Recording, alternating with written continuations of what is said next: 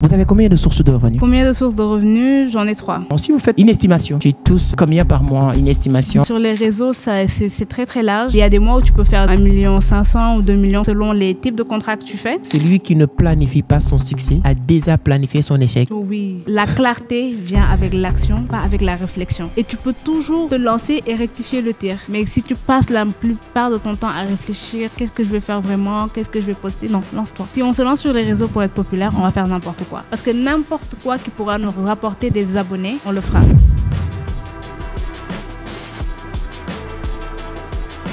Alors, c'est toujours un grand plaisir de retrouver cette communauté Entreprendre Autrement qui ne cesse que de grandir grâce à vos abonnés, vos likes, vos partages. Un peu partout aujourd'hui que j'ai mis les pieds, vous me vraiment montrez cet amour, le travail qu'on est en train de faire vous capte, vous impacte partout dans le monde. Vraiment, ça me va droit au cœur. Vous le connaissez tous. C'est votre frère Amadou Seck dans votre podcast des millionnaires. Et il y a quelqu'un qui m'a dit, Seck, pourquoi tu dis podcast des millionnaires? Est-ce que toutes les personnes que tu invites, ce sont des millionnaires? Alors, être millionnaire, c'est une métaphore pour moi. Tu peux être millionnaire par rapport à votre connaissance, votre savoir, votre intelligence. Tu peux être millionnaire aussi sur les postes. C'est pas mal. Alors, notre invité aujourd'hui, vraiment, il est bourré de connaissances. Depuis quelque temps, je le suis sur les réseaux sociaux. Coach Lena Habib.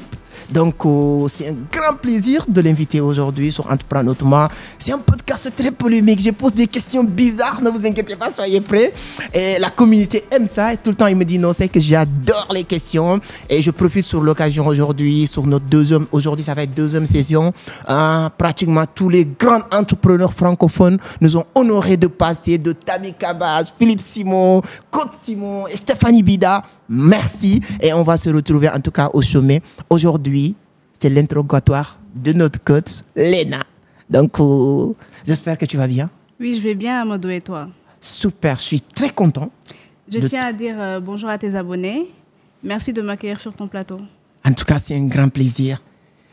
Moi, la première question, pourquoi coach, Lena? Pourquoi coach? Parce qu'aujourd'hui, le mot coach, moi, je le dis partout sur mes interventions. Certaines personnes me disent, coach, c'est que je n'aime pas.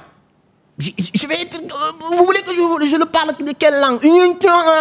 Je n'aime pas que vous m'appelez coach. Je ne suis pas coach. Moi, je suis un entrepreneur qui a son business. Voilà, moi, j'aime du cash. Donc, qui tourne un peu. Et les gens m'appellent de temps en temps pour me dire, partage ton expérience. Donc, je m'appelle Amadou Seck. Et tout le monde m'appelle Seck. Et ce Seck-là, ça me va très bien. Pourquoi coach, Lena? Je vois que vous l'avez mentionné. Pourquoi coach? Oui, alors, pourquoi coach? C'est vrai que maintenant, on dit que tout le monde est coach. C'est pourquoi je n'aime pas. Moi, j'aime être différent. Il y a un peu de polémique autour de l'appellation coach, mais en fait, c'est très, très simple. Moi, quand j'ai voulu commencer le coaching, le tout premier livre de coaching que j'ai lu, ça parlait de coaching sportif. Parce qu'à l'époque, le terme coach n'existait que chez les sportifs. Donc, on va commencer à partir de cette définition-là. Un coach, c'est quoi? Un coach, c'est un peu un catalyseur. C'est quelqu'un qui va t'aider à construire ta carrière autour de quelque chose. Donc, comme je te l'ai dit, ça a commencé avec le sport. Donc, il y avait les premiers coachs sont des coachs de tennis. Il y a eu les coachs de basket. Et en gros, le coach, c'est quelqu'un... De football? Oui, de football, etc. Donc, de base, l'appellation vient de là, du sport. Donc, pourquoi est-ce que ça s'est autant éparpillé dans les autres points de vue? C'est parce qu'en fait, on a eu besoin de donner un nouveau nom à un nouveau corps de métier. Et pour que je te dise c'est quoi un coach, il faudrait que je te dise qui n'est pas un coach. Par exemple, le consultant n'est pas un coach. Je vais t'expliquer un peu la différence entre le consultant et le coach. Donc, peut-être que tu vas mieux comprendre pourquoi est-ce que je préfère être appelée coach que consultante. Donc, le consultant, il a un travail, c'est qu'il a une expérience, il a une expertise à faire valoir. Donc, pour cette expertise-là, tu viens, tu lui poses des questions, il te dit exactement ce que tu dois faire. C'est-à-dire, le consultant, il va te dire, fais ça, ne fais pas ça, passe par là, etc. Il te donne des directives claires. Alors que le coach ne te donne pas des directives claires, il t'aide à t'orienter toi-même. Donc, c'est ça la différence entre le consultant et le coach. Je te coupe pas et je n'ai pas même le débat. J'ai beaucoup de questions pour toi, Madame Lena. Ne vous inquiétez pas aujourd'hui. Mais est-ce que ce n'est pas encore beaucoup plus intéressant de ta définition d'aller voir un consultant que de voir un coach qui va te dire exactement ce que tu dois faire? Parce qu'aujourd'hui, moi, je suis étonné de voir des panoplies de coachs sur les réseaux sociaux. Tout le monde est coach. Est-ce que tu connais, avant de répondre à ça, la pyramide des besoins de Maslow? Oui. Les besoins primaires, manger, boire, dormir. Besoins secondaires, sécurité. Besoins tertiaire, tu as besoin d'appartenance. L'appartenance, oui. Et ainsi de suite, sous scale et cinquième. Ce n'est pas les besoins qui est plus important. C'est que Maslow a dit qui est plus important.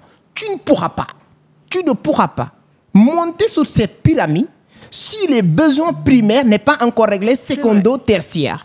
Et les panoplies de coachs que je vois sur les réseaux, vous allez me pardonner, ils n'ont pas réglé leurs premiers besoins et ils veulent être sur troisième ou quatrième besoin. C'est ça mon plus grand souci avec ces panoplies de coachs.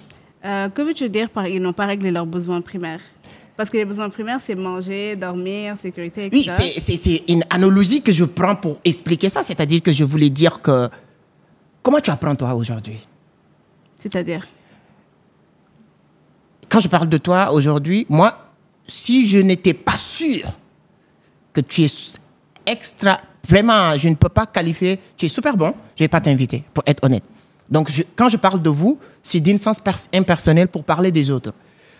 La personne qui n'est même pas capable de te donner une petite orientation veut te vendre une formation, ainsi de suite, ainsi de suite. Il n'est pas encore prêt. C'est-à-dire qu'il doit se coacher lui-même d'abord. Et, pour moi, il y a deux méthodes. Tu peux être coach par rapport à ton expérience. Tu as créé un business, une entreprise, tu l'as développé pendant 2 ans, 3 ans. À travers cette expertise, tu proposes quelque chose. Mais aujourd'hui, tous les coachs, pardon de le dire, que je connais, ils sont juste 2 livres, Père riche, Père pauvre, La magie de voir grand, ils sont coachs. Alors, quand tu fais asseoir ton expertise et tu dis à ton client exactement ce qu'il doit faire et qu'il doit suivre tes directives à la lettre, ce n'est pas du coaching que tu fais, c'est de la consultance. Tu vois? En fait, le coaching, la raison pour laquelle la première chose qu'on t'apprend lorsque tu veux devenir coach, dans le code éthique, c'est faire la différence d'abord entre le coach et le consultant et ensuite entre le coach et le psychologue et la psychiatrie, par exemple. Parce que contrairement au coaching, la psychiatrie, c'est un domaine qui est agréé. Donc, il faut un diplôme spécifique reconnu par l'État, etc. Donc, toutes ces choses-là vont mettre en exergue les points de différence entre le coach et les autres corps de métier qui lui ressemblent plus ou moins.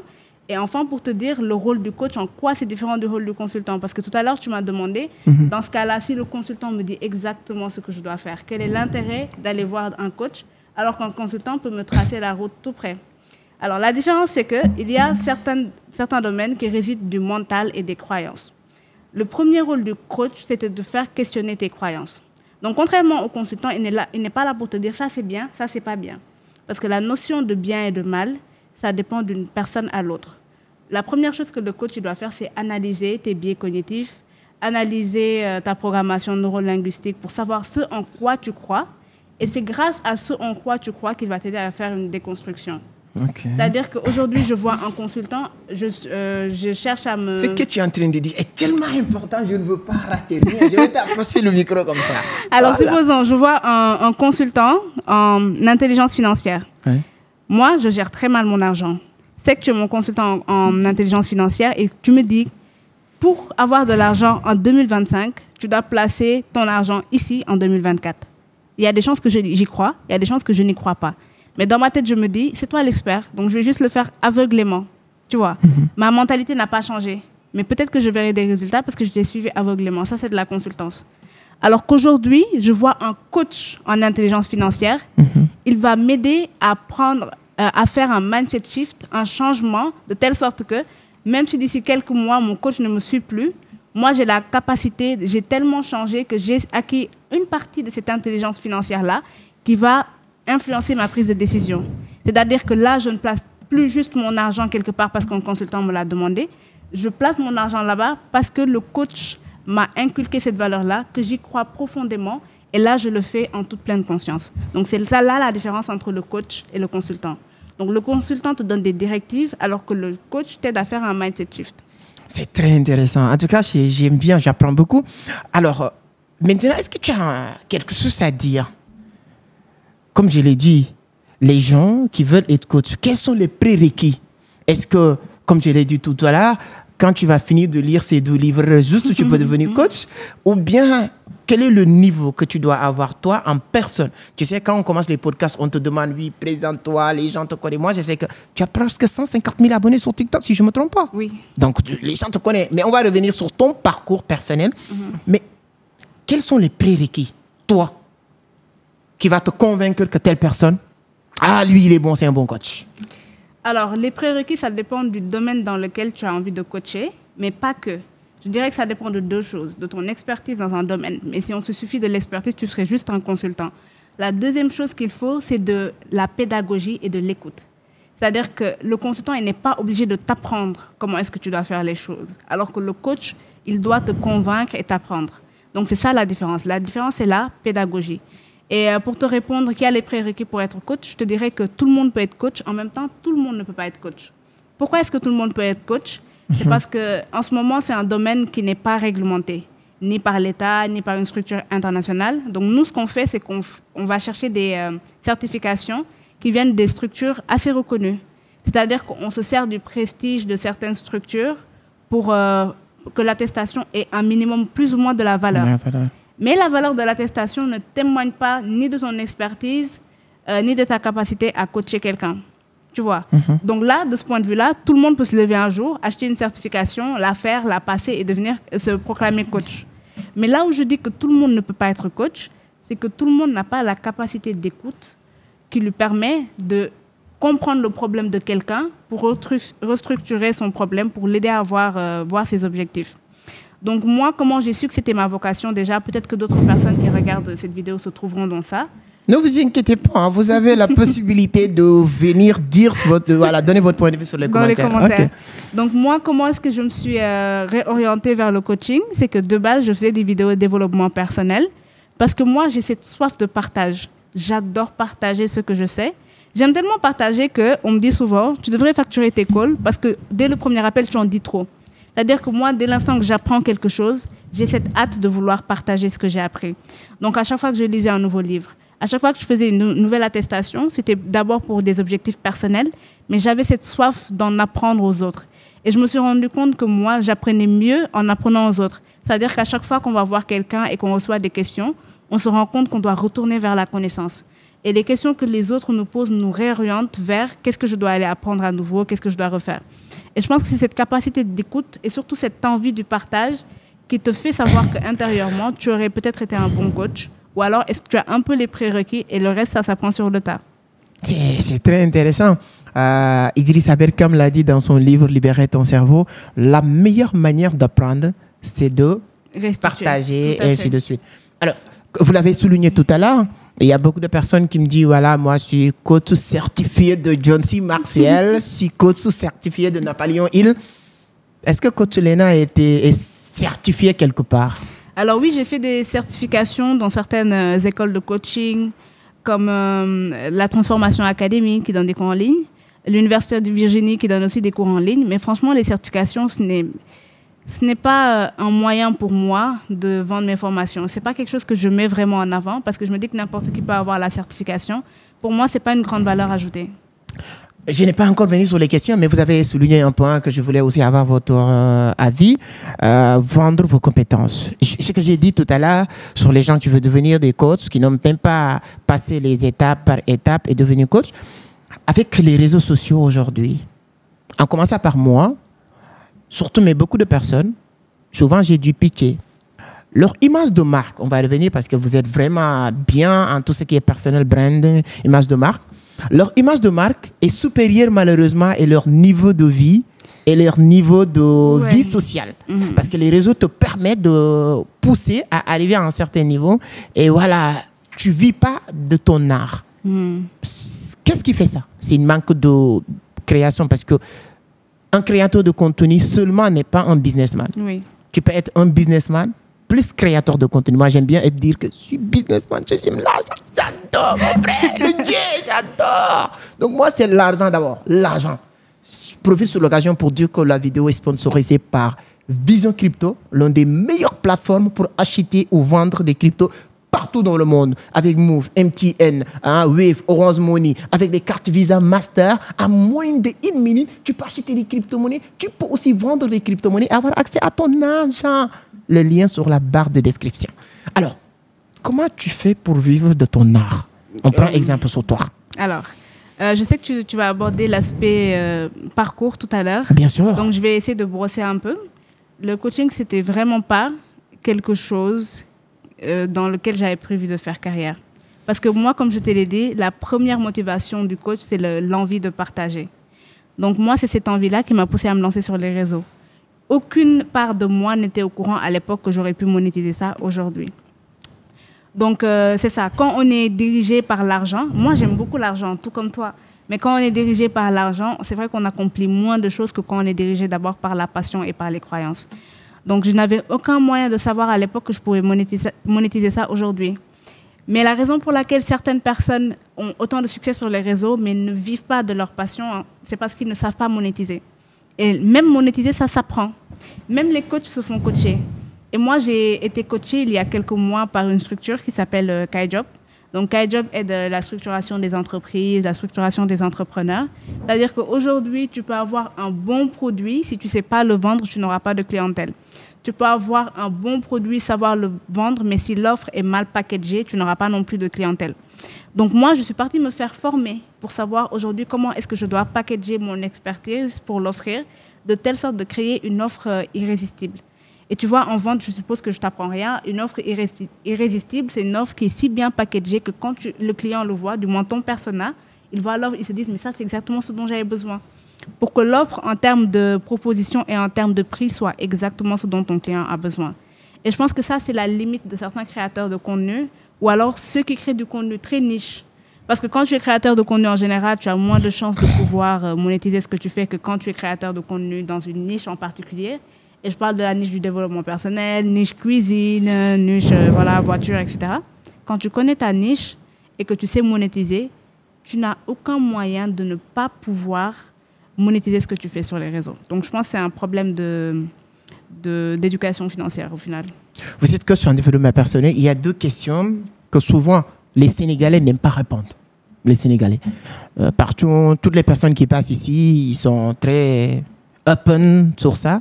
Je ne sais pas, est-ce que toi, tu vas adopter statut sénégalais ou bien un coach en développement personnel? Vous avez combien de sources de revenus? Combien de sources de revenus? J'en ai 3. Tu peux nous dire sur quel domaine? Alors, je gagne de l'argent en tant que créatrice de contenu. C'est-à-dire, c'est un système de partenariat avec les autres entreprises qui veulent mettre en avant leur business, leurs produits, leurs services.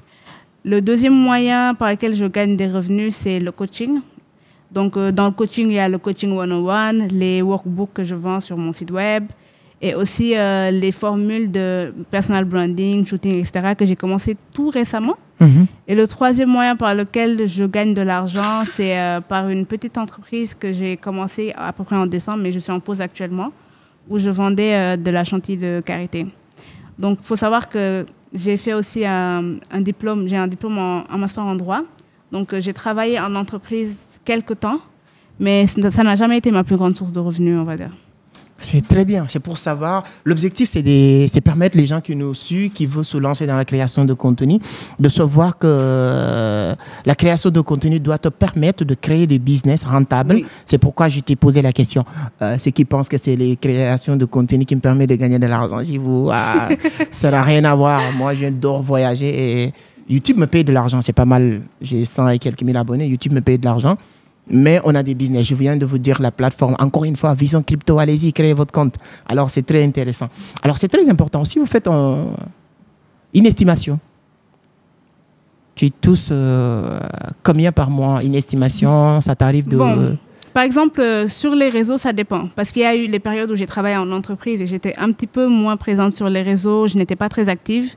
Donc, sur les réseaux, c'est très, très large. Il y a des mois où tu peux faire 0 francs si tu ne fais aucun partenariat, ou des mois où tu peux aller jusqu'à 1 500 000 ou 2 millions selon le nombre d'abonnés que tu as, selon les types de contrats que tu fais. Parce qu'il y a des entreprises qui paient un peu mieux que d'autres, des entreprises qui te proposent des partenariats sur le long terme, alors que d'autres ont besoin d'une seule vidéo. Donc, quand tu n'es pas actif, tu peux faire entre 0 et 100 000 francs maximum, mais quand tu es très actif et que tu en fais ta source de revenus principale, tu peux aller jusqu'à 2 millions.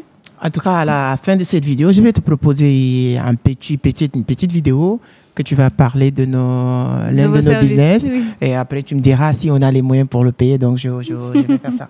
Alors, j'aime bien ça. Alors, c'est très intéressant. En tout cas, merci encore une fois pour ce que vous faites. Non, tu es sur YouTube? Non, pas encore.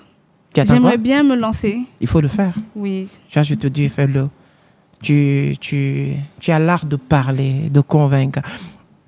J'ai posé une question à Fanta Condé. Tu connais Fanta Condé? Fanta, une Guinéenne qui Oui. s'appelle Talkso, des trucs comme ça. Je connais Fanta. Elle est coach en art oratoire, non? Oui. On a fait pas mal de podcasts. C'est une amie. Ah. Fanta, salut. Hein. Je lui ai posé une question que je vais te poser. Tu es madame ou mademoiselle? Mademoiselle. Les portes sont ouvertes. Pourquoi les gens ont peur des gens belles, éloquentes, qui sont sur les réseaux? Pourquoi? Bon, je ne saurais te répondre. Je ne suis pas dans leur esprit. Je ne pense pas que ce soit de la peur. Toi, tu ne penses pas que les gens ils ont un peu peur de t'affronter? Non, je suis très conviviale. Non, je ne dis pas ça. C'est vrai. Mais est-ce que tu ne penses pas qu'il y a des gens que tu sais que la personne a peur de t'affouiller carrément ce qu'il a envie de te dire? Sur de temps en temps. Sur les réseaux, oui. C'est une question de gestion d'image. Parce que sur les réseaux, je peux peut-être paraître plus inaccessible que je le suis dans la vraie vie. Mais je pense que les gens qui me rencontrent dans la vraie vie ont beaucoup de facilité à m'aborder parce que je suis très sociale. Mais c'est vrai qu'on peut ne pas percevoir cette image-là sur les réseaux. Parce que comme les réseaux, c'est une partie de mon travail, j'aime être très professionnelle sur les réseaux, ça peut en effet représenter une barrière pour les autres. C'est pas un problème pour vous, les gens belles. C'est-à-dire que vous ne vous sentez pas souvent. Ah, pourquoi les gens ils ont peur de moi? Pourquoi? De temps en temps, ça vous arrive jamais? Bon, j'y avais jamais vraiment réfléchi. Est-ce que je fais partie des gens belles? J'espère. Non, tu es belle ici physiquement. Je voulais dire que tu es belle sur l'écran, mais physiquement aussi, machallah. Alors, est-ce que c'est un critère pour percer sur les réseaux? Être jolie. Oui. Malheureusement, si je dis non, je mentirais. Parce qu'il y a un phénomène social qui existe qui s'appelle l'effet de halo. Donc, l'effet de halo, c'est un peu un phénomène pour expliquer le beauty privilège. En français, ça donne le privilège de la beauté. Donc, l'effet de halo, ça a été prouvé par des expériences sociales qui ont montré qu'en gros, des personnes qui étaient considérées comme physiquement beaux ou belles avaient plus de chances que des personnes qui avaient un physique un peu plus disgracieux. Par exemple, tu es avec ton collègue. Si ton collègue est très entreprenant avec toi, tu vas dire que, ah, tu vois, mon collègue, il est très social, etc. Alors que si ton collègue n'est pas physiquement ce que tu recherches, tu vas dire c'est du harcèlement. Tu vois ce que je veux dire? C'est un peu ça l'effet de halo. Et l'effet de halo fait qu'on a l'habitude à associer de bons critères aux personnes qu'on trouve physiquement beaux et les considérer comme des choses négatives pour les personnes qu'on ne trouve pas physiquement beaux. Par exemple, moi, on me dit que j'ai énormément de conversations. Si j'étais quelqu'un qui peut-être qui ne trouvait pas forcément attirant, il dirait que celle-là, elle est bavarde. Tu vois, on a l'habitude d'associer des traits de caractère positifs aux personnes qu'on trouve physiquement beaux. Et ces mêmes traits de caractère peuvent être négatifs pour des personnes qui ne nous attirent pas forcément physiquement. Oh, c'est très intéressant, hein. Tu vois, on apprend beaucoup. Hein. Facilement, les personnes qui rentrent dans les standards de beauté ont plus de facilité à percer sur les réseaux que les autres. Donc les autres, entre guillemets, doivent travailler 2 fois plus. Mais ça, c'est à cause de la société. C'est dommage, mais c'est une réalité. Oui, parce que quand on voit votre image sur l'écran, avant même de savoir ce que tu vas dire, peut-être tu attires. Il y a quelqu'un qui m'a dit, en art oratoire, on te voit avant de t'entendre. C'est vrai. Donc quand tu commences à scroller sur TikTok, on tombe sur toi, on dit, ah, qu'est-ce qu'il va dire? Donc je pense qu'il y a un rôle. Donc les gens belles aussi, qu'attendez-vous? Lancez-vous, vous allez avoir votre part. Alors, pour rentrer sur toi, souvent on dit, toutes les personnes qui se lancent sur tout ce qui tourne autour du développement personnel, c'est parce qu'ils sont peut-être plusieurs choses difficiles ou bien des blessures qui sont réussir à transformer en force pour venir dire les gens, si je l'ai fait, si je l'ai traversé, vous aussi vous pouvez le faire. Est-ce qu'il y a ces moments de ta vie, depuis l'enfance jusqu'à aujourd'hui, des peurs de parler, complexe de quelque chose, ou bien une fracture que tu as réussi à transformer en force, qui t'a poussé, motivé à te lancer en développement personnel? Oui, alors peut-être que si je partage mon histoire, elle ne sera pas énormément inspirante, parce que depuis que je reçois des clientes en coaching, je me suis rendu compte que je ne vis pas, même pas la moitié de ce que certaines personnes ont enduré dans leur vie. Mais j'ai eu des déclics, tout comme elles. Et c'est inévitable d'avoir ce genre de déclic-là pour s'intéresser au développement personnel. Parce que, comme on dit, les gens qui n'ont pas eu certains problèmes sont en paix avec eux-mêmes parce qu'ils n'ont pas eu à rechercher de solution. Il faut passer par un problème pour rechercher une solution. Moi, je peux dire que j'ai été une petite fille très complexée, même si je ne l'admettais pas vraiment. J'essayais de paraître forte et tout ça.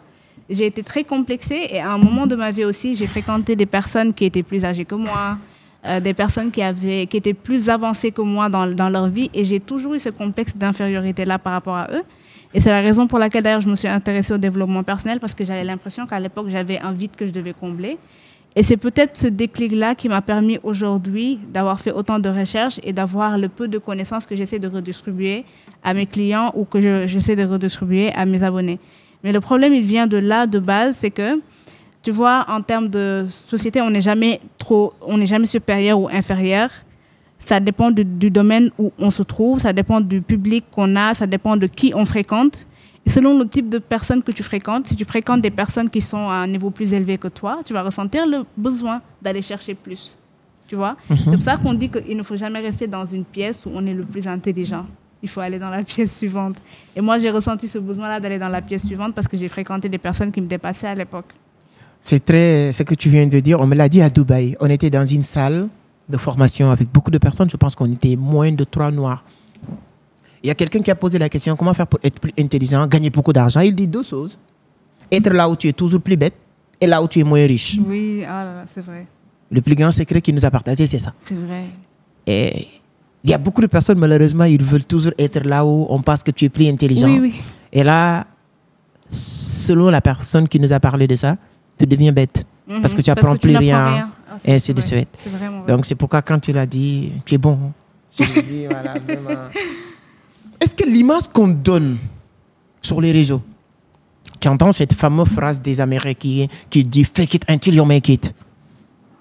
Est-ce que l'image qu'on donne sur les réseaux doit être l'image du réseau ou ça doit être la vérité?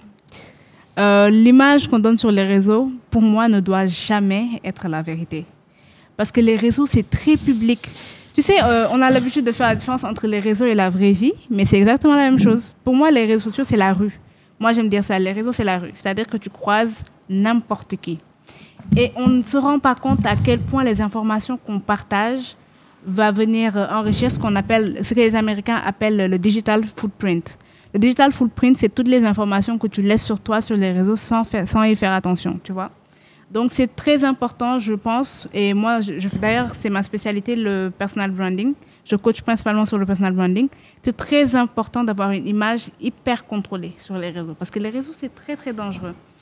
Moi, je partage énormément, mais en même temps, je ne partage rien d'intime. Je refuse que la manière dont les gens qui sont proches de moi me voient soit identique à la manière dont les gens qui sont sur les réseaux me voient, parce que ce ne sont pas nos proches à la fin de la journée. Donc, les réseaux, c'est un milieu dans lequel on doit montrer ce qu'on a envie de montrer. On peut appeler ça de la fausseté. Certains appellent ça de la fausseté, de l'hypocrisie. Moi, j'appelle ça de la rétention d'informations. Attention, je ne dis pas qu'on doit être quelqu'un d'autre sur les réseaux. Parce qu'on n'est jamais une personne. On a tout le temps plusieurs casquettes. La manière, je suppose, que tu te comportes au travail, ce n'est pas la manière dont tu te comportes chez toi. Donc, la manière dont tu te comportes sur les réseaux... J'aime bien danser avec mes enfants. Oui, mais tu danses pas avec tes employés ici? Non. Voilà. Donc, la manière dont on se comporte sur les réseaux doit être très régulée, très contrôlée. On doit faire attention à tout. Et si certains vont appeler ça de l'hypocrisie, grand bien leur face. Mais moi, je pense que c'est très important que notre image n'ait rien à voir, ou alors qu'elle soit très composée par rapport à ce qu'on est dans la vraie vie. Ah, c'est très, très intéressant. Alors, tu es né de quelle région du Sénégal? Saint-Louis? Je suis née à Dakar, mais j'ai grandi à Saint-Louis. À Saint-Louis? Oui, j'ai passé mes 19 premières années à Saint-Louis. À Saint-Louis. On dit que les Saint-Louisiennes sont les plus, comme on dit au Sénégal, frimeurs au Sénégal. Ça, c'est vrai. Les frimeurs du Sénégal, c'est dans cette région. Est-ce que tu as un peu adopté cette partie aussi? Oui, je suis très, très frimeuse. C'est une grande fierté d'être Saint-Louisienne. Ok, d'accord, c'est très bien. En tout cas, moi, je suis très content de voir des femmes s'engagent dans ce sens et d'apporter de la lumière. Souvent, on pensait qu'il n'y a que des hommes. Est-ce que tu crois à la différenciation entre les hommes et les femmes? Les hommes sont plus forts. Les hommes sont les innovateurs. Les hommes, c'est les créateurs. Je défends les hommes. Le syndicat est toujours représenté, vous le savez, non? Les plus grandes... innovation du monde où tout ça est fait par les hommes, si je ne me trompe pas. Alors, je crois en la différence entre les hommes et les femmes, raison pour laquelle je ne crois pas en la parité. Je sais que les hommes et les femmes sont différents, ils sont complémentaires aussi. Donc, les femmes sont faites d'une certaine manière et les hommes sont faits d'une certaine manière pour qu'on soit complémentaires dans la société. Par contre, le fait que historiquement parlant, le fait que les plus grandes innovations aient été faites par des hommes, c'est juste parce que la force a longtemps dominé le monde avant que l'intellect domine le monde. Donc, de par leur force, les hommes ont eu accès plus facilement à la connaissance, les hommes ont eu accès plus facilement au savoir, à l'école, à l'instruction. Et quand je parle d'école, je ne parle pas de l'école classique, je parle vraiment de l'instruction. Juste parce que les hommes étaient en supériorité physique par rapport aux femmes. Donc, lorsque les femmes ont eu très tard accès aux connaissances, il est normal que les hommes aient eu à accomplir historiquement plus de choses que les femmes. Mais ça ne veut pas dire que les hommes sont en supériorité intellectuelle par rapport aux femmes. Supériorité physique, oui, tout à fait. Supériorité intellectuelle, je ne pense vraiment pas. Je pense juste que comme on a grandi, on a évolué dans un système patriarcal, le système est fait de telle sorte que c'est à l'avantage des hommes. Et je peux même donner un exemple comme le travail classique. De manière classique, on se lève tous les jours, on commence le boulot à 8 h, on termine à 17 h et on fait ça pendant tout le mois sauf les week-ends. Rien que cette structuration du travail-là est à l'avantage des hommes à cause de leur cycle hormonal. Parce que les hommes ont une pique d'hormones une fois par jour. Alors que l'humeur, la motivation, la force mentale de la femme dépend de son cycle menstruel, qui n'est pas journalier comme celui des hommes, mais qui est mensuel. C'est-à-dire que, techniquement, la femme, elle est faite pour travailler à son full potentiel que 2 semaines dans le mois. Parce que dans les 2 semaines-là, elle est dans sa phase lutéale. Alors qu'il y a la phase d'ovulation qui, émotionnellement, n'est pas favorable à la femme. La semaine de règles, n'en parlons pas, c'est terrible, surtout pour certaines femmes qui souffrent, par exemple, d'endométriose ou autre chose. Donc, la femme, elle n'a pas été faite pour travailler 30 jours sur 30. Elle a été faite pour travailler pendant 2 semaines non-stop et se reposer pendant 2 semaines. Donc, le système est tellement construit autour des hommes que les femmes ne sont pas à leur avantage. Tu comprends? Oui, je comprends. Souvent, quand j'aime dire les gens, vous êtes très intelligent, je te dis, tu n'es pas bête. Donc, ouais, elle a des arguments pour se défendre, c'est très bien, mais le syndicat est toujours là. Je pense qu'on ne va pas rentrer dans les trucs de croyances, de religion, mais si c'était le cas, je vais te dire que c'est même Dieu qui a favorisé les hommes, entre guillemets. Souvent, on peut dire le contraire, mais bon, je pense que mes prochaines recherches vont dans ce sens-là. Je pense qu'on a plus de 2000... Dieu a favorisé les hommes. Oui, c'est pas le contraire. Attends, je crois, c'est que on utilise le Coran pour dire sur les 114 sourates, il y a qu'une sourate qui est dédiée avec les femmes sur le Tunisia, mais je parle pas dans ce sens. Il y a plus de 2000 et quelques prophètes, je pense que, pour ne pas dire des bêtises, parce que j'ai pas encore toutes les informations. Et que c'est tous des hommes. Tous les prophètes, entre guillemets, sont des hommes. Mais alors, bon, le fait d'être un prophète, c'est plus un fardeau qu'une faveur que Allah nous fait. Et le fait d'être le dirigeant, comme, entre guillemets, les hommes aiment parler du concept de Kiliftev, c'est-à-dire qu'on place la femme sous l'autorité de l'homme. Les hommes ont tendance à penser à tort que c'est un avantage que Dieu leur a fait, alors que c'est un fardeau. Ah, ça dépend. Parce que si, dans ce sens, donc il y a beaucoup de fardeaux quand même. Mais bon, c'est pas le sujet. On vous laisse donner votre point de vue sous les commentaires.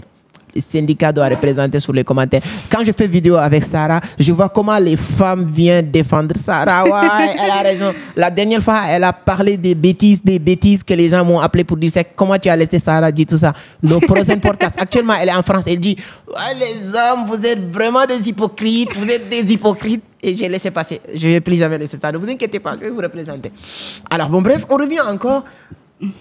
Aujourd'hui, une femme, un homme, que si tu pouvais te réveiller sur le pot de cette personne-là, ce sera qui? C'est-à-dire que quelqu'un qui t'inspire à un niveau que tu pourrais te réveiller sur le pot de cette personne. Une personne vivante ou... Peu importe. Ouh là là, waouh, c'est une question très... ça demande réflexion, c'est vrai. Me réveiller dans leur peau, dans quel but? Vivre leur vie? Ouais, peut-être bon, disons ceux qui sont accomplis, ou bien c'est des gens qui t'inspirent, ainsi de suite, peut-être. Alors, je sais que ça peut peut-être de porter une polémique, si je pouvais me... ah là là, ça non, non. porter polémique, hein. Non, allez-y. On aime ça, on aime les polémiques. Si je pouvais être dans la peau du prophète, Mohammed sallallahu alayhi wa sallam, pas pour vivre ce qu'il a vécu, mais pour sentir les choses comme il l'a senti, pour moi, ça aurait été incroyable parce que c'est une personne qui est dénuée de mauvaises intentions. Et je sais que quand on parle de développement personnel, on se rend compte à quel point nous-mêmes, on peut être toxique, à quel point nos intentions ne sont pas forcément les plus pures lorsqu'on apprend à faire sa rétrospection. Et quand j'ai commencé à faire ma rétrospection, je me suis rendu compte que moi-même, j'avais énormément de choses à me reprocher, que je n'ai pas toujours traité les autres de la manière la plus juste. Et je me suis toujours demandé quel effet ça pouvait être d'être dénué de mauvaises intentions. Ok, c'est très intéressant. Alors, quand on vient maintenant dans ce que vous faites, que ce soit le développement personnel, personnel branding et tout ça, est-ce qu'il y a une ou deux personnes qui t'inspirent vraiment? En personal branding. Développement personnel d'une manière générale. Ah, en développement personnel. Oui, en développement personnel, il y a pas mal de personnes qui m'inspirent, mais maintenant, je fais plus le personal branding que le développement personnel. Et j'ai vu avoir certaines personnes dont l'image est énormément maîtrisée, comme Steve Harvey, par exemple. Son image est très maîtrisée. Sa fille aussi, la fille de Steve Harvey, a une image très maîtrisée. Elle sait exactement quand parler et le plus important, elle sait quand se taire. Et ça, je pense que c'est l'erreur que pas mal de personnes font, comme par exemple à la fin de ce qu'on appelle un bad buzz ou d'une polémique, ils vont s'empresser d'aller parler, alors qu'elle, elle sait quand se taire et elle sait quand parler. Et il y a pas mal de personnes comme ça qui sont des symboles du personal branding et on s'en rend pas forcément compte. Comme la chanteuse, elle est chanteuse maintenant, Rihanna. Ouais. Oui, c'est une icône du personal branding. Elle gère hyper bien son image. Surtout maintenant qu'elle est plus businessman que artiste et tout ça. Donc oui, principalement, je pense à Oprah, je pense à...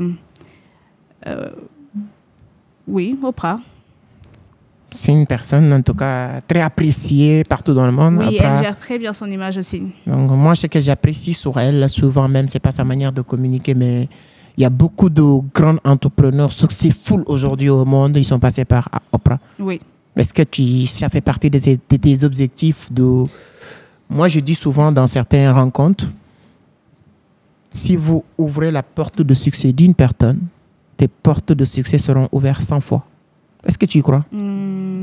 Si vous ouvrez la porte de succès d'une personne... Tes portes de succès seront ouvertes 100 fois. Oui, je crois.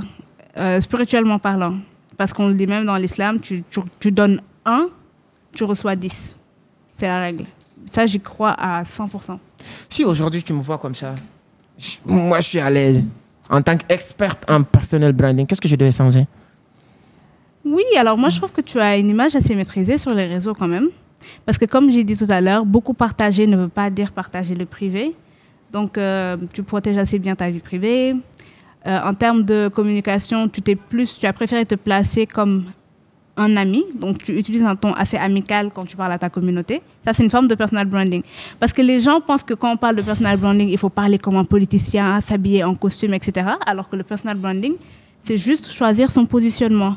C'est-à-dire que tu décides que tu as envie que les gens te perçoivent d'une certaine manière et d'avoir cette consistance-là.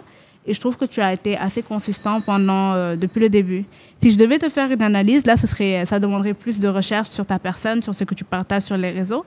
Et ça demanderait aussi une conversation qu'on ait toi et moi pour que tu me dises exactement tes objectifs et que tu me dises exactement la perception que toi, tu as de ton image publique.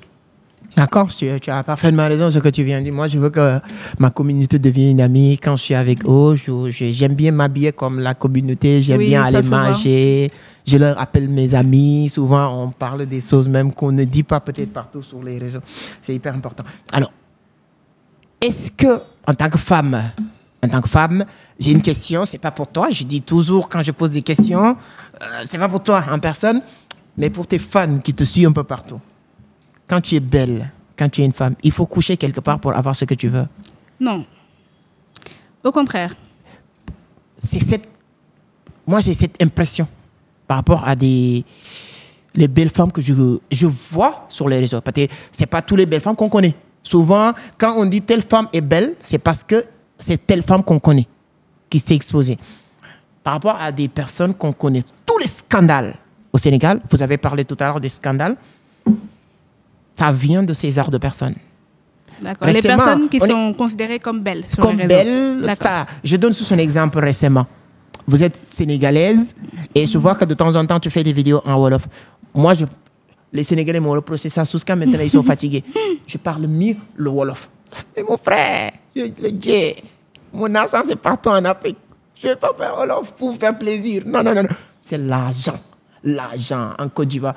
Notre conférence de la Côte d'Ivoire, c'est mois de juillet. Merci beaucoup à toutes les personnes qui ont participé à Ouagadougou. Plus de 500 personnes venir remplir la salle. Très content. Vraiment, merci au fond du corps, vraiment, pour cet amour que vous me témoignez toujours. Abidjan, ça va être énorme. Ça va être fin mois de juillet. Donc, dans les jours à venir, on aura l'occasion de vous parler de ça. C'est hyper, hyper important. Vous faites souvent des vidéos en Wolof. Moi, si je devais, comme vous dites, chacun a son domaine, je vais te consulter pour le personnel branding. Moi, je veux être quelqu'un qui sait comment monétiser ton temps sur Internet rapidement. Le nombre d'abonnés ne compte pas. Oui. Si moi, je devais te dire, je peux me tromper, une seule chose, tu ne dois plus faire tes vidéos en Wolof. C'est vrai, tu aimes le Sénégal. Quand on a commencé à parler tout à l'heure, c'est vrai. Mais si tu veux monétiser, faire vraiment de l'argent, beaucoup, il faut parler un langage vraiment un peu universel. Alors, la majorité de mes vidéos sont en français? Ouais, je vois. Mais tu sais, il y a des gens, quand il y a le Wolof tout souvent, il y a Coach Prophet, je ne sais pas si tu le connais. Oui. On a travaillé pendant 5 ans. Il est à Vision d'Afrique et tout. Chez moi, qui a tout fait pour qu'il le lance sur Internet. Jusqu'à aujourd'hui, à chaque fois que je vois qu'il fait une vidéo Wolof, je dis pourquoi? C'est pas parce que j'aime pas ça, mais c'est ça que j'ai dit tout à l'heure. Il faut savoir que vous voulez devenir un créateur de contenu ou vous voulez devenir un businessman. C'est très important. Bon, bref, mais ce que je t'ai dit tout à l'heure, les scandales. Récemment, vous êtes au Sénégal, tu suis les actualités peut-être. Quand on parle de Adja Diallo, quand on parle des arts de choses, c'est juste la sexualité qu'on parle sur les réseaux. Est-ce que les gens belles doivent se rabaisser à ce niveau pour devenir la personne qu'ils veulent devenir? Ok, alors ça, c'est un problème sociétal. Les gens pensent souvent que ça fait du bien d'être beau, d'être joli, mais les personnes belles sont aussi la plupart du temps des victimes de la société. Quand tu es beau ou belle, tu as cité des noms tout à l'heure, ce sont des personnes qui physiquement rentrent totalement dans les standards. Je dirais que la majorité des Sénégalais les trouvent beaux ou belles. Quand tu es beau ou belle, quand tu rentres dans les standards de beauté, les gens autour de toi, sans une intention prérequise, ressentent le besoin de te rendre humble. C'est-à-dire que ça vient d'un complexe d'infériorité qui vient d'eux. Ils ont envie de te rendre humble. Et comment est-ce qu'ils te rendent humble? C'est par l'isolement social, c'est par le fait de te rabaisser, c'est par le fait de créer des rumeurs autour de toi. Donc ces personnes-là sont exposées à la pire face des hommes. Des hommes avec un grand H. Je ne parle pas des hommes en particulier. Donc qu'est-ce qui se passe? C'est-à-dire que, comme d'un certain point de vue, ces personnes-là sont valorisées, ils ont ce qui s'appelle le halo effect. En même temps aussi, ils reçoivent un effet néfaste de la communauté qui fait que les gens ont envie de les rendre humbles parce qu'ils ont un complexe d'infériorité vis-à-vis d'eux. Donc, quand tu es belle, tu dois non seulement prouver que tu n'y as pas que la beauté que tu as, donc tu dois soit travailler 2 fois plus que les autres pour prouver que tu n'as pas que la beauté. Tout à l'heure, tu as dit que les gens vont rester sur ta vidéo parce que tu es belle. Les gens vont regarder ta vidéo parce que tu es belle, mais ils vont rester parce que tu es intelligente. Parce que tu auras beau être belle si tu racontes n'importe quoi. Au bout d'un moment, quand ils ont fini de te regarder, ils passent. Ils ne retiennent absolument rien. Donc, les personnes qui ont ce physique-là doivent prouver qu'elles méritent leur place là où elles sont. Parce que les gens ont l'habitude de sous-entendre que c'est leur beauté qui leur a amené quelque part. Donc, quelque part, eux aussi, ils sont des victimes. Tu comprends ce que je veux dire? Ils sont des victimes de la société et des préjugés que la société a d'eux. Et en général, l'être humain, il fonctionne avec un instinct de survie. L'instinct de survie, c'est quoi? C'est que tu dois vivre en société, tu dois être accepté dans la société. Il faut que tu aies au moins un atout qui te permet d'être accepté par la société. Si tu es réputé pour avoir de l'argent, l'argent va être ton atout pour être accepté partout. Si tu es réputé pour être intelligent, les gens vont te respecter parce que tu es intelligent. Mais malheureusement, la beauté, ça cache tout le reste. Parce que la beauté, c'est la première chose qu'on voit. C'est très superficiel, mais si tu es réputé pour être intelligent, les gens vont penser que c'est ta seule qualité. Donc, ils vont te faire des propositions obscènes parce qu'ils vont penser que c'est la seule chose que tu mérites. Et toi, à la longue aussi, tu vas penser que c'est la seule chose que tu mérites. C'est là, partout où tu vas, les gens cherchent à profiter de ton physique. Tu vas avoir l'impression que c'est le seul moyen par lequel tu peux avancer. Tu vois? Alors que les personnes qui n'ont pas été avantagées par la nature sont obligées de plus travailler sur leur intelligence parce qu'elles n'ont pas eu la chance d'être nées beaux ou belles. Donc, les gens qui sont physiquement beaux ont eu cette malchance-là. Ils vont toujours tomber sur le pire côté de l'être humain. c'est ce qu'on dit. Quand tu es beau, tu as la malchance d'être lusted. Lusted, c'est être désiré au lieu d'être loved. Love, ça veut dire être aimé. Donc, les gens beaux ont la malchance d'être désirés au lieu d'être aimés. Donc, si je prends cet raisonnement, je peux dire, c'est pas tout le monde, on va pas généraliser, mais les gens belles, souvent, ils sont moins intelligents.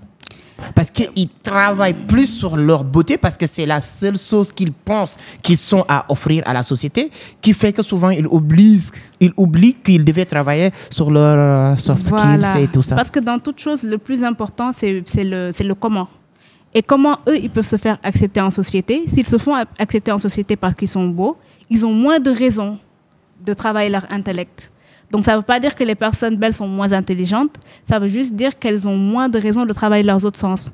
Par exemple, toi, je peux dire que comme tous les êtres humains, ton sens principal, c'est la vision. La vision, c'est ce qui te guide le mieux. Je ne le souhaite pas si tu te lèves un jour et que tu perds la vision. Ton corps va être obligé de s'adapter. Tu vas développer tes autres capacités. Tes oreilles vont commencer à entendre mieux. Tu vois ? Tes narines vont fonctionner mieux. Tu vas commencer à reconnaître les gens juste par le son de leurs pas, par le son de leur voix. Parce que comme il t'a manqué la vue, tu es obligé de combler avec autre chose. Mais aujourd'hui, les gens beaux n'ont pas eu cet éveil-là. Et la plupart du temps, ils ne chercheront pas à combler quoi que ce soit par l'intellect parce qu'ils ont déjà été appréciés par la beauté. De par leur beauté. Alors, je dis actuellement, est-ce qu'il y a 3 choses qu'un homme doit arrêter de faire avant d'avoir 30 ans? Bon, il y a quelques petites choses qui me viennent en tête. La première chose, c'est d'arrêter de vivre en mode autopilote. Donc, la vie autopilote, c'est de se lever tous les jours, savoir ce qu'on va faire de sa journée, mais de ne pas savoir ce qu'on va faire demain ou plus tard dans la vie. C'est de ne pas avoir d'itinéraire de vie du tout. C'est-à-dire qu'on vit au jour le jour. On sait de quoi demain est fait, mais on ne sait pas de quoi après-demain est fait. On ne sait pas ce qu'on peut faire, ce qu'on va accomplir d'ici la fin de l'année, d'ici les 5 prochaines années. Et je pense que ça, on peut le faire quand on se cherche, qu'on cherche encore sa vocation. Mais au-delà de 30 ans, on n'a pas le droit de ne pas savoir ce qu'on veut faire de sa vie. Wow. Voilà. Ça, c'est une leçon. C'est très important. Au-delà de 30 ans, tu n'as plus ce droit-là. Tu dois savoir exactement ce que tu dois faire et tu ne dois pas vivre sans avoir des objectifs que tu t'es déclinés avec un temps imparti pour les achever. Donc, la deuxième chose qu'on n'a plus le droit de faire au-delà de 30 ans, c'est de dépenser plus d'argent sur le paraître que sur l'intellect. Moi, j'ai eu un mentor qui me dit tout le temps que quand tu investis de l'argent, investis plus sur les choses qu'on ne peut pas t'enlever. On peut t'enlever ce téléphone-là, on peut me le voler une fois que je sors dans la rue, là. Il n'y a pas de souci. On peut te voler ta voiture, on peut te casser ta maison, mais les choses qu'on ne peut pas te prendre, c'est dans la tête. Donc, investir sur soi, en réalité, c'est d'investir sur son intellect. Parce que le jour où... Tu vois, les personnes qui sont self-made, qui n'ont pas profité du népotisme. Le népotisme, c'est quoi? C'est que tes parents sont riches, toi, tu hérites. Alors que les personnes qui sont self-made, comme toi, par exemple, tu t'es construit tout seul, je suis convaincue que le jour où on te prendra tout l'argent que tu as, on te laisse quelques mois, tu vas avoir de l'argent de nouveau. Parce que tu connais le chemin. Tu sais par où passer pour faire de l'argent. C'est la raison pour laquelle il faut investir plus d'argent sur soi, sur son intellect, sur les choses qu'on ne peut pas t'enlever. Parce qu'aujourd'hui, on ne peut pas enlever à un Modusek les connaissances qu'il a sur la crypto. Donc, il pourra toujours se reconstruire à partir de zéro. Donc, au-delà de 30 ans, on n'a pas le droit d'investir plus sur du matériel que sur soi. Et la dernière chose, pour moi, qu'on ne doit plus faire au-delà de 30 ans, c'est d'échanger son temps contre de l'argent. Et encore, il y a des personnes qui sont carriéristes. Ça, je peux le comprendre. C'est-à-dire que tu veux toute ta vie travailler en entreprise, il n'y a pas de souci. Mais tu dois avoir une source de revenus passive. Une source de revenus qui, même quand tu dors, tu te fais de l'argent. Même si tu ne travailles pas, tu te fais de l'argent. Parce que du moment où tu es dans une optique d'échanger ton temps contre de l'argent, pour moi, l'argent, quand je dis que j'aime l'argent, ce n'est pas l'argent que j'aime, c'est la liberté que j'aime. La liberté que l'argent peut me permettre d'acheter. Aujourd'hui, quand tu as assez d'argent dans tes comptes, tu te lèves un jour, tu te dis aujourd'hui, je n'ai pas envie de travailler. Tu as de quoi payer quelqu'un pour déléguer ce travail-là. Ça, c'est de la liberté. Tu dois aller à un rendez-vous, tu as de quoi payer quelqu'un pour qu'il aille à ta place. C'est de la liberté. L'argent achète de la liberté. Donc, au-delà de 30 ans, on doit commencer à mettre des schémas pour pouvoir ne plus échanger son temps contre de l'argent et avoir des sources de revenus passives. Ça, c'est vraiment une formation. J'adore comment tu as condensé. Premièrement, tu n'as plus le droit de ne pas savoir qu'est-ce que tu dois faire demain. Et il y a quelqu'un, moi, qui m'a dit que voilà, celui qui ne planifie pas son succès a déjà planifié son échec. Oui. Si vous n'avez pas planifié ton succès, tu as déjà planifié ton échec. Donc, c'est-à-dire que vous dites tous la même chose, c'est juste que vous ne l'avez pas dit dans la même manière. C'est hyper important. Deuxième chose, vous avez dit que vous n'avez plus le droit de... Première, c'est de ne pas savoir... de ne pas savoir ce que tu dois faire demain. La deuxième chose, c'est dépenser plus d'argent sur le matériel sur l'apparence que sur l'intellect. Et troisième chose... Et la troisième chose, c'est de toujours échanger son temps contre de l'argent. Moi, je dis souvent aujourd'hui, tu ne peux pas être entrepreneur sans chercher à créer des softwares, des SaaS qui te permettent de gagner de l'argent. D'automatiser. Voilà, quand tu dors, et ainsi de suite aujourd'hui. Donc, on aura l'occasion. J'ai en train de préparer une vidéo sur 5 business de SaaS et 5 business de software sur laquelle tu n'as pas besoin de beaucoup d'argent pour se lancer aujourd'hui avec notre plateforme Vision Crypto. Je le dis tout le temps, c'est le sponsoring. Voilà une manière de faire la publicité indirectement. Alors, bon, mais c'est un bon exemple. C'est un SaaS. Toutes les personnes qui vont l'utiliser partout dans le monde, à chaque fois qu'il y a une transaction, il y a des commissions que je vais empocher. Voilà, que ça te plaise ou ça te déplaise. Il y a des gens qui ne sont pas contents quand on gagne de l'argent. Vous allez mourir, on va continuer à gagner de l'argent. Alors, c'est très important de le dire comme ça. Vous êtes sur TikTok, vous êtes très bien suivi, vous êtes bien structuré et tout. Il y a beaucoup de jeunes qui veulent se lancer sur les réseaux.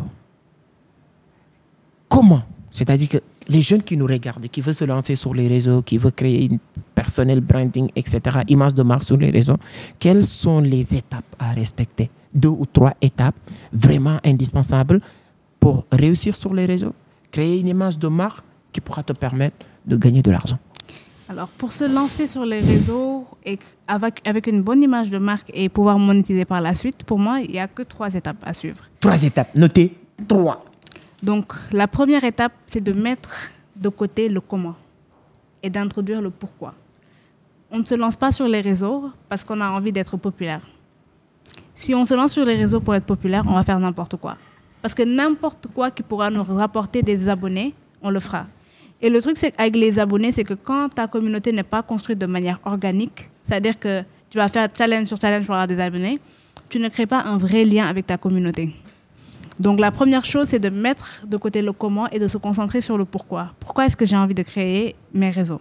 Est-ce que j'ai envie de créer mes réseaux parce que j'ai envie de partager le peu de connaissances que j'ai sur l'intelligence financière? Est-ce que j'ai envie de partager les connaissances que j'ai en cuisine? C'est-à-dire que je veux créer une communauté autour d'une passion commune qui est la cuisine. Et ça va nous mener vers le deuxième point. Le deuxième point, c'est le qui suis-je? Qui est-ce que j'ai envie d'être sur les réseaux? Qu'est-ce que j'ai envie de partager? Donc, plus ta communauté est niche et plus tu as de chances d'avoir un taux d'engagement élevé. C'est-à-dire que les gens ne se réunissent pas autour d'une personne.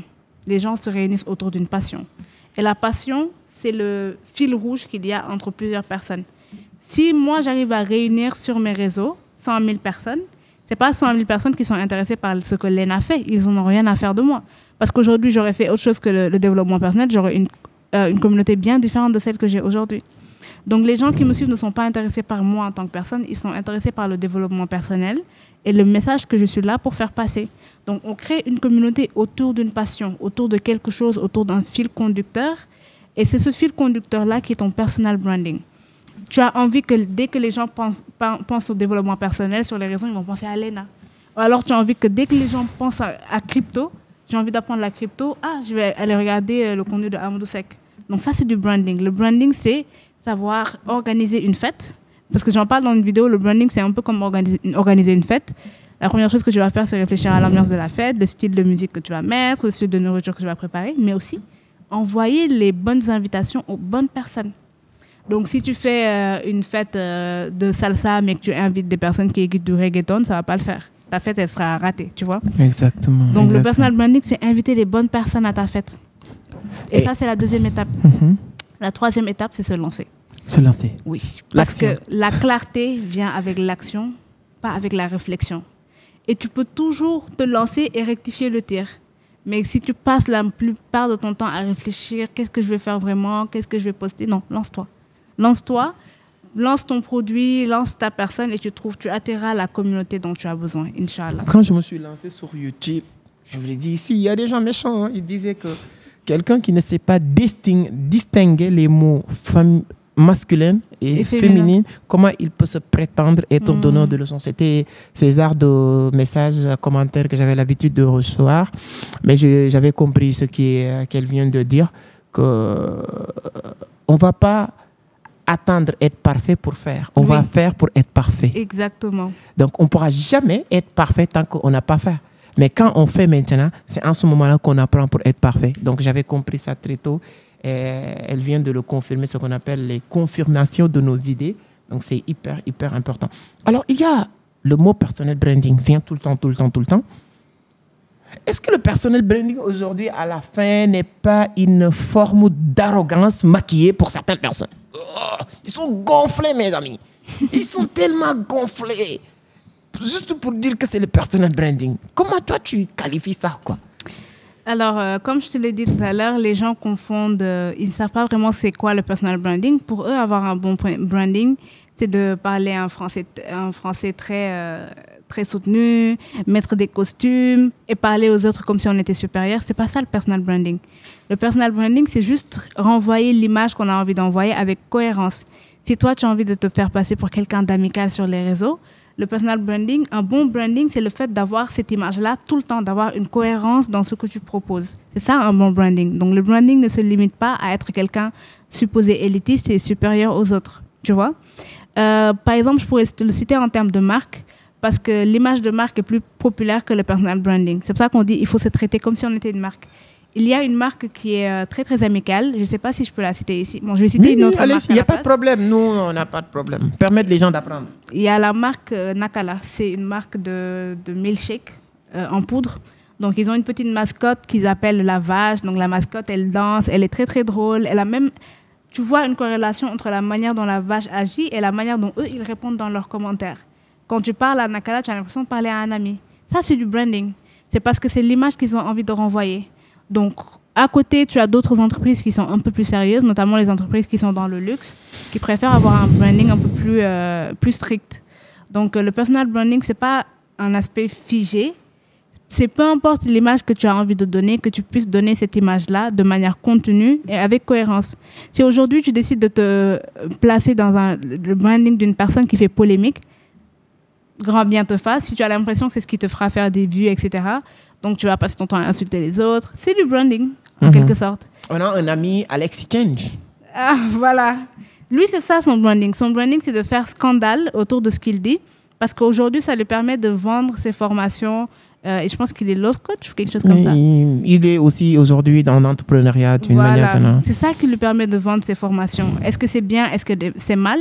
C'est pas le rôle du branding de dire ça, si c'est bien ou c'est mal. Parce que la notion de bien et de mal, c'est subjectif. Ce qui est bien pour moi peut être mauvais pour l'autre. Donc aujourd'hui, c'est pas ce qui nous regarde. Le coach, il n'a pas à te dire oui, c'est ça la bonne image, c'est ça la mauvaise image. Tu lui dis l'image que tu veux renvoyer, il te dit on va faire ça pour que tu renvoies exactement l'image que tu as envie de renvoyer. Si tu as envie de renvoyer l'image de quelqu'un de ghetto, on te fera paraître ghetto. Si tu as envie de renvoyer l'image de quelqu'un qui fait polémique, on te fera paraître comme quelqu'un qui fait polémique aujourd'hui. Donc, ça n'a rien à voir avec le fait d'être orgueilleux au-dessus des autres. C'est très, très vaste. Et le branding, il y a autant de branding que de personnes. Parce que chaque personne est unique, on va dire. C'est très intéressant. En tout cas, avec toi, on apprend beaucoup. Et encore une fois, bravo et merci d'avoir accepté cette invitation. Moi, je suis très, très content. Voilà, je peux dire que je suis même dépassé par rapport à mes attentes. En tout cas, bravo. Alors, aujourd'hui, si vous devez commencer à zéro, tu perds tout. Quelles sont les 3 premières étapes que tu vas faire aujourd'hui? Tu vas mettre, votre compte TikTok est perdu. Voilà, tout. Tu dois commencer à zéro. Les 3 premières étapes que tu vas mettre en place, c'est quoi? Alors, si je devais mettre une stratégie, si je devais reprendre à zéro, que je n'étais connue de personne et que je voulais faire exactement ce que je fais aujourd'hui, j'aurais commencé par du storytelling. Et c'est dommage que je n'ai pas commencé comme ça avec mes réseaux actuellement, parce que dans mes réseaux, j'ai commencé d'abord à parler de développement personnel. Et par la suite, j'ai eu de très rares occasions de parler de mon parcours. Mais si je devais reprendre à zéro, je commencerais par du storytelling. Tu sais, Amadou, les gens, ils te respectent en fonction de ce que tu vis et de la corrélation que tu as avec eux. Parce que l'être humain est naturellement égocentré. Ce qu'il trouve en toi, c'est parce qu'il le voit en lui. J'aurais partagé ce par quoi je suis passée par un storytelling structuré pour évoluer en même temps que ma communauté. Pour évoquer les mêmes problématiques que eux au même moment et ainsi être un peu l'ambassadeur de leurs émotions. Donc si je devais reprendre à zéro, c'est ce que j'aurais fait. J'aurais parlé de mon parcours de développement personnel de zéro. Comment est-ce que je suis passée de assez complexée, assez effacée à la personne que je suis aujourd'hui. Et je voudrais que la manière dont je parle de mon parcours de manière progressive, ça les invite à prendre le même chemin. C'est comme ça que j'aurais construit ma communauté si je devais reprendre à zéro. Aujourd'hui, quand vous parlez de storytelling, c'est quelque chose qui me parle beaucoup. J'apprends beaucoup dans ce sens. Est-ce qu'il y a une personne sur la toile qui t'inspire beaucoup, que tu penses qu'il est bon en storytelling? Déjà, il est à toi. Déjà, il est à toi. Toi? Ah bon? Oui. J'aime bien ton histoire. L'autre jour, j'ai découvert l'histoire de Karamo lors du concert éducatif qu'il a fait au Sénégal. Je ne savais pas qu'il avait traversé autant de choses. Et c'est vraiment la raison pour laquelle le storytelling c'est aussi puissant, c'est que ça va provoquer deux réactions chez la personne qui est en face. Soit ils vont se dire, je vis exactement la même chose que cette personne, donc si elle a réussi, moi je peux réussir. Soit ils vont se dire, ah, moi je ne suis pas passé par tout ça et lui il a pu réussir, donc quelle est mon excuse aujourd'hui? C'est la raison pour laquelle le storytelling est tellement puissant. Et moi je pense que si tu n'avais pas dit aux personnes, je ne suis jamais passé par les bancs de l'école, je n'ai pas étudié le français, j'ai tout appris sur le tas, mais c'est incroyable, c'est très inspirant. Parce qu'aujourd'hui, tu as une personne comme moi qui a un master en je ne sais quoi, etc. Et je ne me connais pas en crypto. Et aujourd'hui, la personne comme moi va venir chez les personnes comme toi pour que tu m'apprennes la crypto. N'est-ce pas? Alors qu'on a eu des parcours très différents et que j'aurais pu dire qu'à un moment, la vie m'a avantagée. Et pourtant, cet avantage-là revient à zéro parce que je suis obligée de me tourner vers toi pour que tu m'apprennes un domaine dans lequel moi, je suis profane. Donc, ça apprend aussi l'humilité aux autres. Peu importe ton niveau, tu peux apprendre des autres. Et tu peux toujours apprendre des autres, peu importe le domaine, parce qu'on n'est jamais le meilleur quelque part. Il y aura toujours quelqu'un de meilleur que nous ou alors quelqu'un de mieux que nous dans un autre domaine. Et le storytelling, ça permet aux autres soit de s'identifier à nous, soit d'apprendre l'humilité, soit d'apprendre la résilience et la persévérance. C'est très bien, j'apprends beaucoup. Il y a il y a deux qui m'inspirent, il y a un qui me forme. Je m'inspire beaucoup de Oussama Hamar. Il a l'art de raconter les histoires. Oui. Pendant 2 heures de temps, de raconter histoire par histoire qui te capte, qui te inspire. J'apprends beaucoup avec lui et je pense que je vais faire un podcast à Dubaï avec lui dans un peu de temps. Voilà. Et d'autres personnes, c'est Nicolas Sarkozy. J'apprends beaucoup de lui. Il a vraiment cet art de raconter des histoires. Je me forme avec Marketing Mania. Je ne sais pas, est-ce que tu connais Marketing Mania? Non. Il est un grand marketeur sur les réseaux sociaux. J'apprends sa formation. Ce qui m'amène sur nos dernières questions. Quelle est la dernière formation que tu as achetée? La dernière formation que j'ai achetée, c'est sur le personal branding, justement. C'est une formation de Kimberly Baker qui explique les fondements du personal branding. C'est une formation qui est fournie par l'Université de Virginie. Donc, c'est comme quand j'ai commencé le coaching en développement personnel, je savais que je devais choisir une niche tôt ou tard. Et comme que j'ai choisi le personal branding comme ma niche, j'achèterai, Inch'Allah, toutes les formations qui sont en rapport avec le personal branding. C'est vrai qu'il y a énormément de répétitions. C'est-à-dire que ce qu'on apprend là, c'est ce qu'on apprend ici aussi. Mais la différence, c'est que la répétition est pédagogique. Donc, plus on répète quelque chose, plus ça rentre dans la tête. Mais dans chaque formation, je dirais qu'à chaque formation, tu apprends au moins 10% de quelque chose de nouveau. Donc, c'est ça l'intérêt. C'est la dernière formation que j'ai achetée, je crois. C'est très bien parce que chaque formateur aussi a sa angle de traitement de la chose. C'est très important. C'est pourquoi moi, j'aime bien la répétition. Quel est le dernier livre que tu as lu? Le dernier livre que j'ai lu, c'est celui de Karamo. Les mots pour les mots. Les mots pour les mots. J'en ai lu la moitié, je pense. Oui. C'est très bien. En tout cas, je te pose quelques questions. En tout cas, je suis très content, hein, vraiment. Voilà. Maintenant, si tu as 1 minute ou 2 minutes pour... J'aime pas trop quand les gens viennent sur mes podcasts. Je veux ça, que les gens apprennent beaucoup. Et tu nous as permis d'apprendre beaucoup. Aujourd'hui, tu peux nous parler, tu es né où, c'est quoi ton cursus, de quelle famille, pourquoi tu as quitté Dakar pour aller à Saint-Louis, voilà pourquoi. Alors moi j'ai grandi à Saint-Louis, j'ai été élevée par ma maman et ma grand-mère, donc j'ai eu très tôt cette graine là que je devais tout faire toute seule parce que j'ai été éduquée par des femmes fortes, très indépendantes. Je veux pas te couper la parole, mais où est ton papa? Mon papa, il est à Dakar. Il est là actuellement. Mais j'ai grandi avec ma maman. Bon, on ne veut pas faire des émissions personnelles, mais on veut te connaître. Qu'est-ce qui a fait que tu es élevé uniquement par les femmes? Oui, mes parents se sont séparés quand j'étais plus jeune. Quel âge? J'avais 4 ans à l'époque. À l'époque? Oui. Ok. Donc, j'ai grandi avec ma maman. Je pense que lorsqu'il y a séparation, la plupart des filles grandissent avec leur maman, en général. Donc, moi, j'ai été élevée par ma maman et ma grand-mère.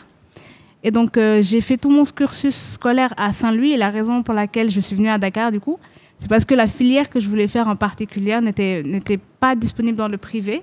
À Saint-Louis. À Saint-Louis.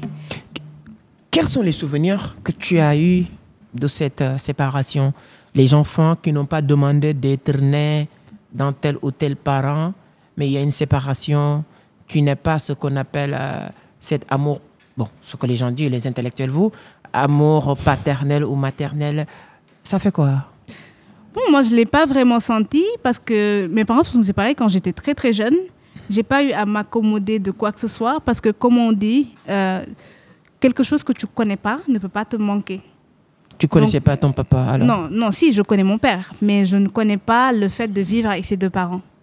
Donc, ça ne m'a pas particulièrement marqué. Pour moi, le fait que mes parents soient séparés et que je sois obligée d'aller à Dakar pour voir mon père et d'être à Saint-Louis pour voir ma mère, ça a toujours été la norme. Donc, ça n'a pas été quelque chose qui m'a particulièrement marqué, je pense. Ok. Non, si je te demande ça, moi, c'est pas personnel. Hein. Moi, mes parents sont séparés quand j'étais petit. C'est pourquoi je n'ai pas allé à l'école. Oui? C'est pourquoi j'étais envoyé chez ma grand-mère au village. Et ça t'a beaucoup marqué? Comme tu as dit, hein, c'est les gens qui me disent, souvent les gens me disent aujourd'hui, ma mère ou bien certains, ils me disent que j'ai pas d'émotion, moi. C'est-à-dire que mon business, c'est mon business. Moi, c'est le biz. On me dit, parce que moi, j'ai pas grandi avec ma mère, avec mon père. Avant de commencer l'émission, je t'ai dit qu'il n'y a rien, moi, qui est inséparable. Alors, c'est pas que tu es insensible, c'est que tu as énormément de détachement émotionnel. Peut-être c'est ça. C'est une part de stoïcisme. Ça peut être positif comme négatif, mais c'est très utile.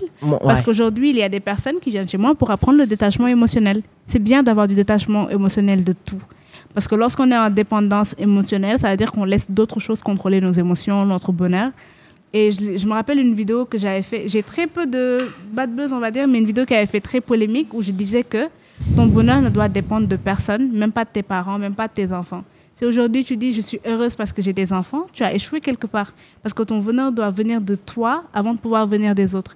Il faut savoir être heureux seul avant de pouvoir être heureux en société, avant de pouvoir être heureux dans son mariage, avant de pouvoir être heureux en tant que personne. Ton bonheur doit venir de toi avant de venir des autres. Mais c'est très compliqué d'expliquer aujourd'hui. Après, toi, le détachement émotionnel que tu as, c'est peut-être ta plus grande force. Ouais, moi, personnellement, c'est ça. Ils vont te plaindre, mais pas juste. Je suis amoureuse de toi, c'est vrai. On est ensemble, beaucoup de personnes me le disent. Peut-être on est ensemble, peut-être. Mais c'est le baiser là. Si tu n'es pas là, mon frère, ma soeur, ça passe, si tu n'es pas là, ça passe. Et les gens me disent que j'ai jamais aimé. Je peux t'aimer, c'est vrai. Mais si tu n'es pas là. Mais tu aimes, mais ce n'est pas le centre de ta vie. Voilà. Moi, je dis souvent, je donne exemple, je dis que ça, c'est ma vie. Ma famille, ils sont leur part. D'autres, ils sont leur part. Voilà. L'autre, ils sont leur part. Moi, le reste, ça m'appartient. Oui. Il n'y a personne maintenant qui peut dire que cette vie l'appartient. Il n'y a pas. Non, y a et pas. je le donne à personne. Donc raison. moi, ça m'a pas trop traumatisé. Moi, j'adore ma grand-mère. Moi aussi. Ma grand-mère, elle est tout pour moi, cette grande dame. Lorsque j'ai une fille, les gens me diraient, oui, tu sais, le truc sénégalais, quand tu as une fille, tu lui donnes, je ne sais pas comment on appelle ça même. Ndeke. Oui, exactement. J'ai dit, ah bon, c'est comme ça, les règles. Je dis oui. Moi, je n'ai rien dit. Elle était là. Tout le monde attendait à ça. Le jour où on m'a demandé le nom de la fille, j'ai dit ma grand-mère. Ah oui, tu as raison. J'ai fait 14 ans avec cette dame. Je dormais même dans son lit. Même mes oncles dans le même truc disaient que Amadou est très impoli à cause de sa maman. Tous les jours, on me disait ça. Je fais presque 3 ans sans saluer, dire. Je le dis en public. Aujourd'hui, c'est mon ami. On se parle sans se dire bonjour, mon oncle. Parce que mon oncle disait que je suis impoli à cause de ma grand-mère. J'ai dit, mamie, quand je dis à tonton tel, bonjour, il ne me répond même pas. C'est comme si que je fais... Il me dit, ne le salue plus. Ne le dis plus bonjour. Il sort, il fait des dégâts dans la maison comme ça. Il dit, ne le dis si. Il te dit quoi que ce soit, celui-là. suis calme. Je ne rentre pas dans les affaires des gens quand même, mais je suis toujours avec mamie. Tout le temps. J'ai fait 14 ans avec elle. Je ne connaissais pas mon père, je ne connais pas ma mère. Moi, c'est en 2006 que je connais toute ma famille. Ah oui. Donc, mais ça ne me fait rien. Donc, c'est pourquoi certains me disent que c'est à cause de ça que moi, je n'ai pas des trucs comme ça. Bon, ça peut être le cas. Quand je te pose la question, toi, c'est pour... Il y a beaucoup de personnes qui nous regardent souvent, qui vivent ces arts de choses, qui disent que oui, parce que mon père n'est pas là, parce que ma mère n'est pas là, c'est à cause de ça j'ai vécu telle ou telle chose. Mais quand tu le dis comme ça, c'est très bien. Bon, dans toutes les situations, on peut voir le positif comme le négatif. Est-ce que tu sais qu'on peut traverser la même rue et ne pas voir les mêmes choses? C'est-à-dire que toi, tu es concentré sur les nuages, l'autre est concentré sur les fleurs. Peu importe l'expérience qu'on vit, on peut vivre les mêmes expériences et en tirer des conclusions différentes. On peut soit utiliser notre expérience ou nos fardeaux pour se victimiser ou en faire des forces. Après ça, ça dépend de la mentalité de chacun. Ça, c'était les questions. J'ai les questions rafales maintenant. Je fais comme ça avec toi. Je te pose des questions, tu réponds par oui ou non ou par... Tu choisis, tu ne commentes pas. Tu es prêt? J'ai le droit de ne pas commenter. Oui, ne commente pas. D'accord. Tu regardes bien votre caméra. C'est bon?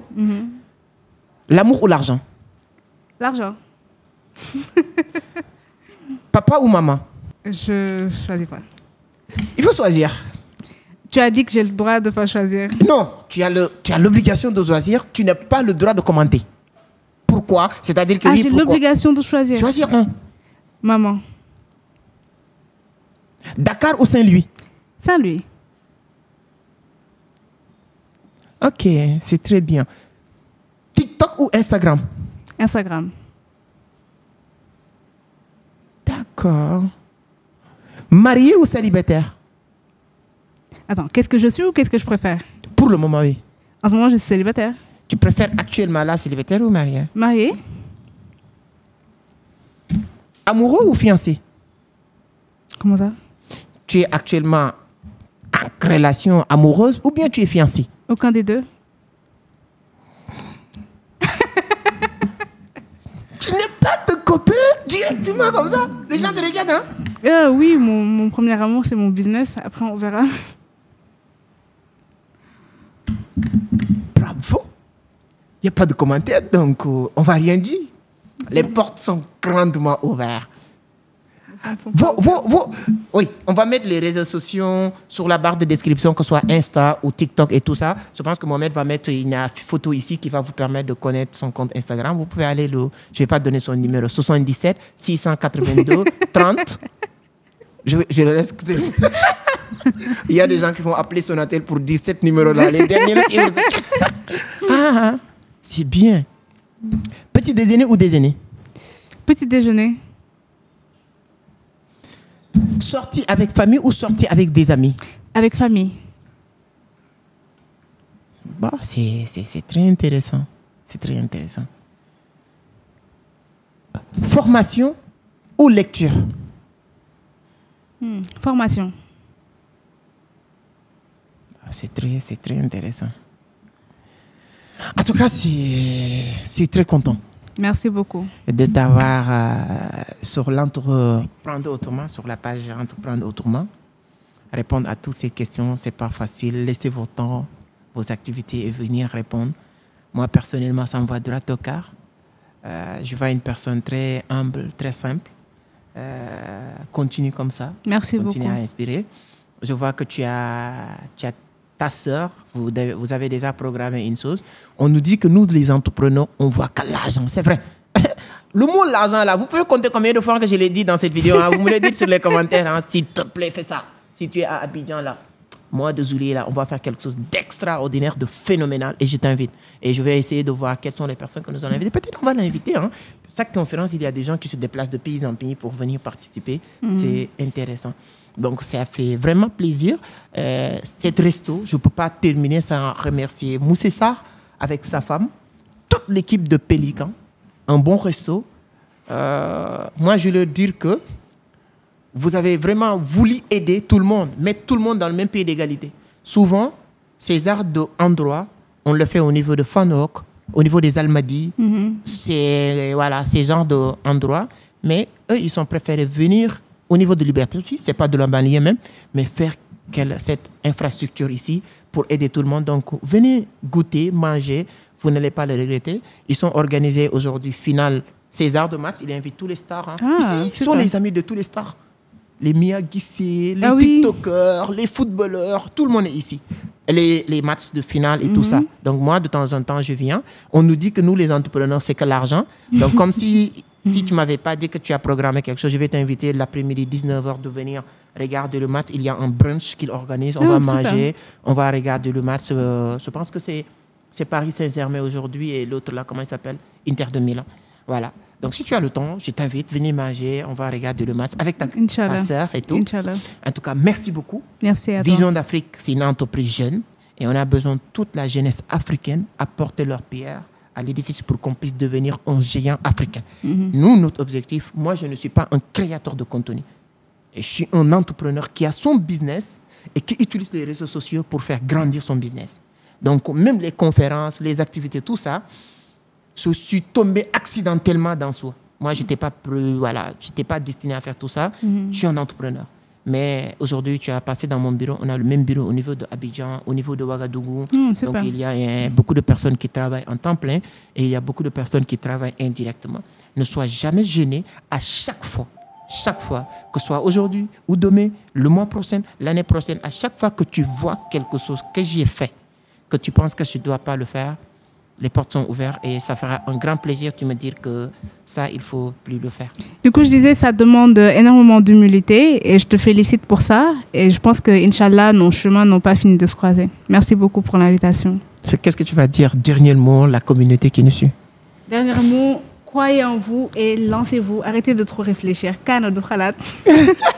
Ça, c'est en Wolof. Je laisse les Sénégalais traduire dans les commentaires. Moi, je ne vais pas traduire. Donc, c'est hyper important. Moi aussi, je vous remercie déjà, vous. Si moi je suis là, c'est grâce à vous. Ça, après les blagues et tout ça là, je suis très sérieux, très honnête. Si moi je suis là, c'est grâce à vous. Vous m'avez adopté, accepté. Je parle de le, je parle de là, je parle de il, je parle de elle. Vous acceptez tout. Voilà.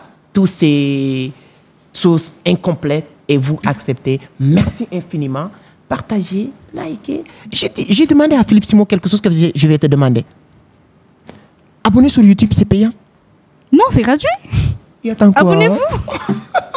Merci beaucoup. Donc, on se donne rendez-vous sur un autre numéro avec un autre invité de marque qui va aussi nous partager son expérience. Merci, à la prochaine. J'espère que vous avez appris pas mal de choses sur cette interview.